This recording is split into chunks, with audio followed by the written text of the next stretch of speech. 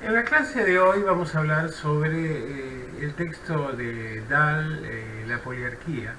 un texto que fue escrito en la década de 1950, pero que en realidad mantiene una notable actualidad. Vamos a ver que muchas de las reflexiones que hace el autor permanentemente aparecen reflejadas en los debates políticos y en los planteos que podemos ver en los medios de comunicación o en las expresiones políticas en nuestra sociedad, sobre todo en tiempos de elecciones, pero no únicamente. ¿Qué es lo que se pregunta Dahl? En realidad Dahl intenta hacer un aporte sobre la teoría general de la democracia, ¿no? Y plantea que existen dos alternativas, una que es la democracia madisoniana, que pretende consolidar las instituciones republicanas sin preguntarse demasiado por qué es lo que pasa en la sociedad. En cuanto efectivamente esas sociedades son más democráticas y rige la soberanía popular, privilegiando la vigencia de los designios institucionales. Del otro lado nos habla de una democracia populista que intenta maximizar la igualdad política y la vigencia de la soberanía popular y que a menudo tiene tal vez un cierto descuido por las formas. Esto lo podemos encontrar claramente expresado en el debate político, en los alineamientos, en las tomas de posiciones que encontramos en nuestra sociedad. Y efectivamente se parte de dos concepciones distintas, ¿no? En un lado se privilegia la vertiente institucional, pasando a los individuos y a la sociedad a un segundo plano, y en el otro se parte un poco del supuesto de que la idea de que solo será posible la democracia en la medida en que las sociedades sean más desiguales, más igualitarias. Por esta razón, cuanto más desiguales son las sociedades, más dificultades vamos a encontrar para una vigencia efectiva de un sistema democrático. Cuando nos habla de poliarquía, Dahl está pensando en la necesidad de evitar la construcción de un poder tiránico en una sociedad. Y es por esta razón que hace referencia tácita en muchos casos a los escritos de los clásicos,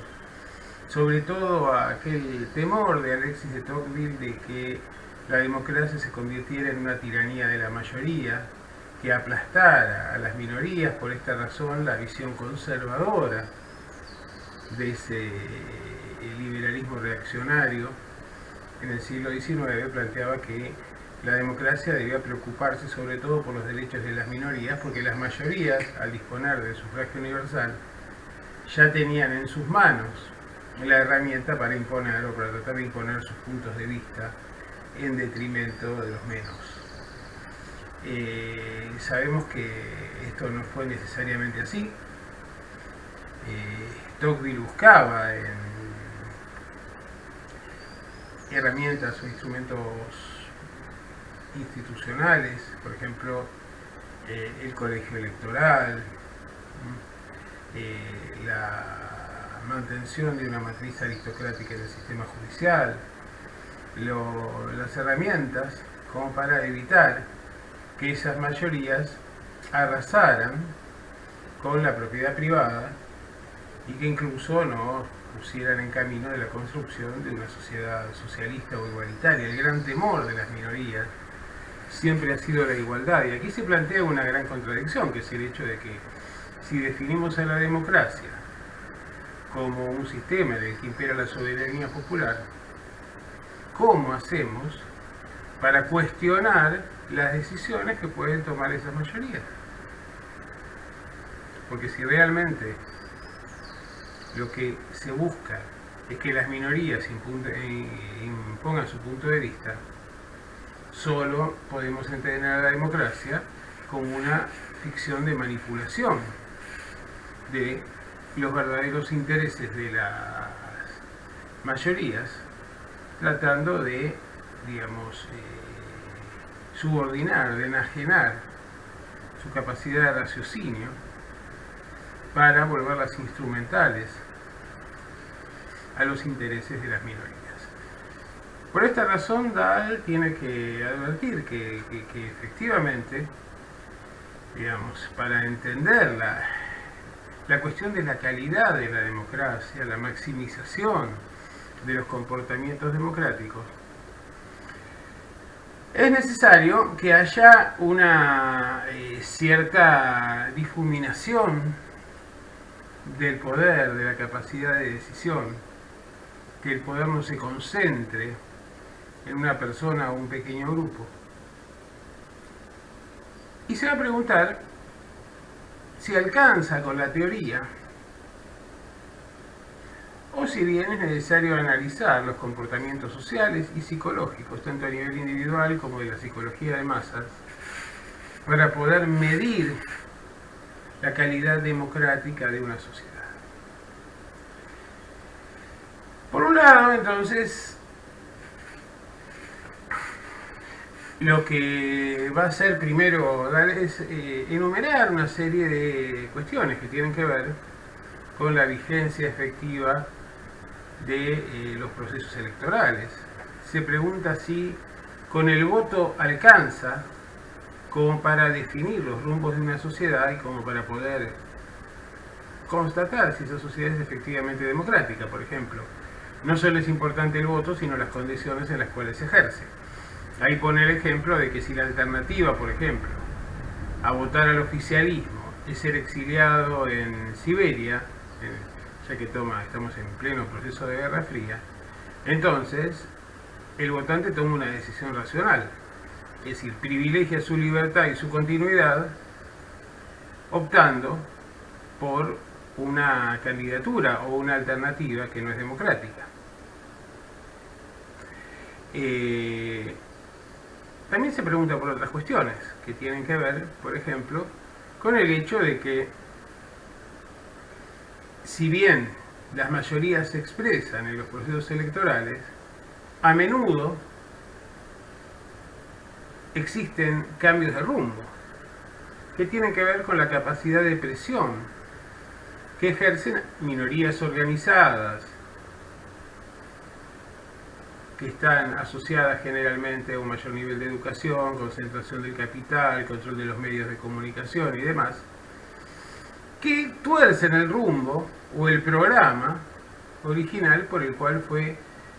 electo un gobierno o fue asignado una representación, algún cargo representativo en el sistema político.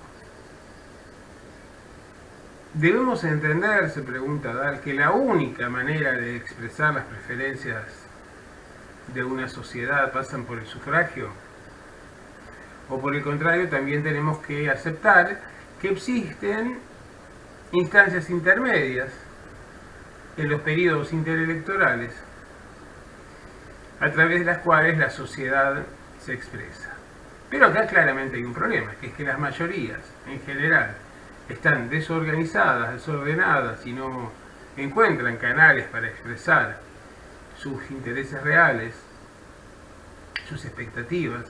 mientras que las minorías concentradas y organizadas tienen la capacidad de hacerse oír en los procesos de formación de opinión pública y de pretender estar expresando los intereses del conjunto.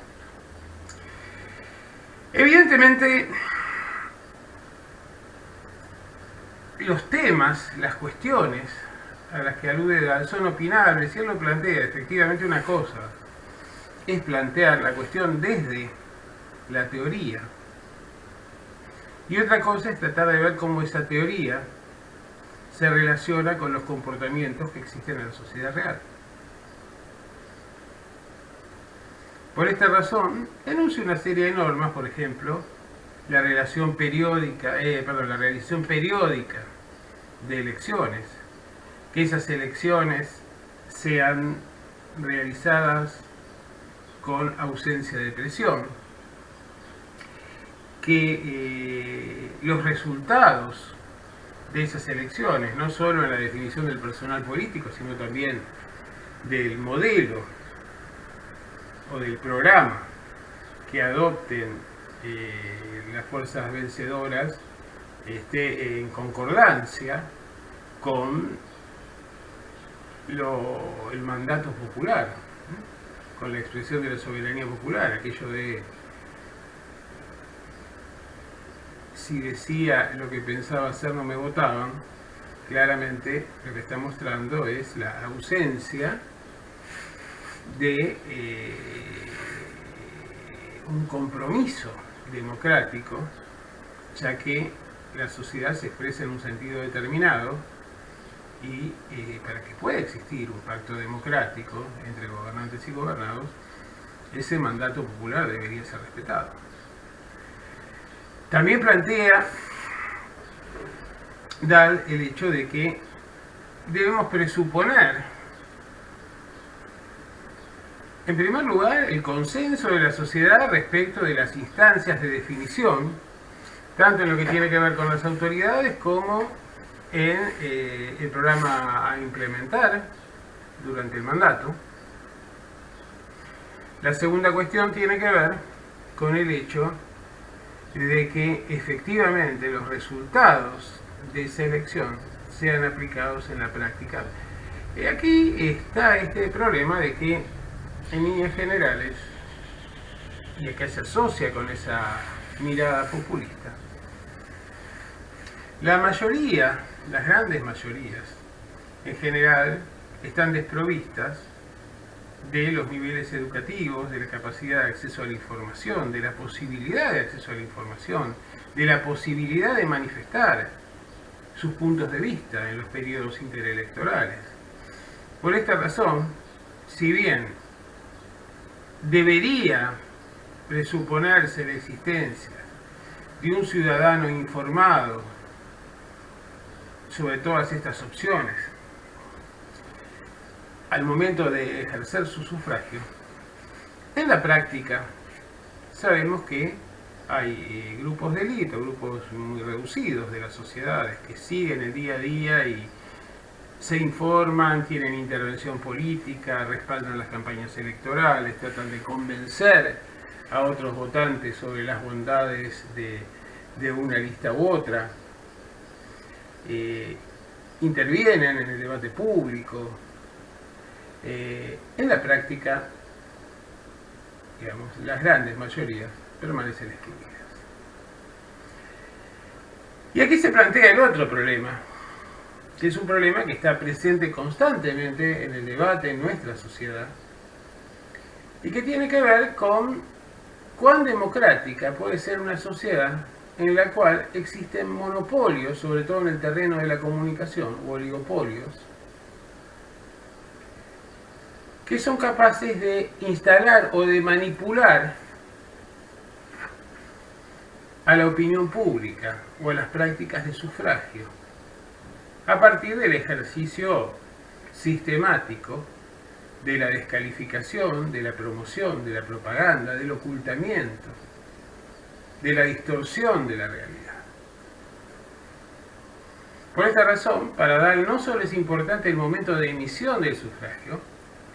sino que también es muy importante la etapa previa, la etapa preelectoral, en la cual efectivamente se hace un uso generoso de las potencialidades instrumentales de los oligopolios, sobre todo los informativos. Y por el otro lado, la etapa postelectoral, es decir, una vez que la sociedad ha hablado y ha expresado sus preferencias en cuanto a alternativas y en cuanto a programas, que efectivamente esos programas sean de cumplimiento estricto. Evidentemente, para que haya una democracia, es necesario que exista un consenso respecto de las reglas de juego. Porque si la mayoría de la sociedad rechaza esas reglas de juego, va a ser muy difícil que posteriormente se someta a las decisiones autoritativas que emergen de sus poderes públicos.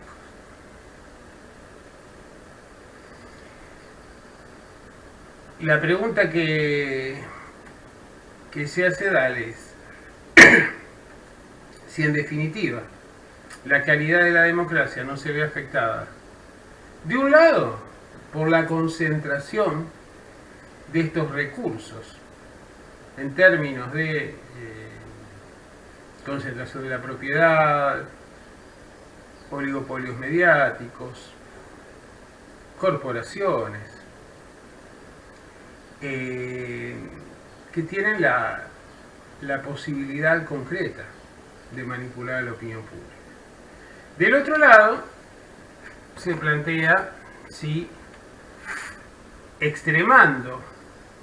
la igualdad y la vigencia de la soberanía popular, no se corre el riesgo de debilitar la estructura republicana o bien incluso de apostar directamente a una tiranía. Dahl advierte claramente que existen una serie de comportamientos dentro del sistema democrático que tienen que ver con prácticas que no son estrictamente o no son precisamente democráticas. Por ejemplo, la compra de sufragios, la acción de los punteros políticos, la manipulación de los medios de comunicación, la coacción o la amenaza de utilización de la coacción según cual sea el sufragio que emite cada uno de los votantes. También se plantea el hecho de que en las sociedades democráticas, en líneas generales, y sobre todo en el caso de Estados Unidos, donde, a excepción de 3 países a escala mundial, no existe el sufragio obligatorio. Por esta razón, y el sufragio obligatorio constituye una contradicción, porque en realidad es el momento de realización del ciudadano. Obligar a un ciudadano a cumplir sus derechos poco tiene que ver con la doctrina del liberalismo moderno. Y sobre todo en sociedades como la nuestra, donde en definitiva aquellos menos informados, más alejados de la política y que concurren a votar coaccionados por la norma, en definitiva son los que terminan resolviendo los resultados de las elecciones. ¿Qué plantea Dahl en este caso? Dice, bueno, en una sociedad como esta, apenas el 50% a lo sumo concurre a votar. Del 50% hay un porcentaje, alrededor de un 10%, que contribuye económicamente a las campañas electorales. Hay alrededor de un 25% que trata de participar con cierta frecuencia y sobre todo de convencer a otros ciudadanos de votar por una opción u otra. ¿Qué es lo que hace que un porcentaje tan importante como la mitad de la sociedad no concurra o no se vea interesada en participar de la política? Y aquí lo que plantea es el hecho de que, a no ser que no estén organizadas en algún tipo de estructura clientelar o de algún tipo de estructura, por ejemplo, estructuras sindicales, corporativas y demás, la mayor parte de los sectores menos informados, de los sectores más postergados dentro de la estructura social, tienen una tendencia a ver a la política como algo lejano y extraño.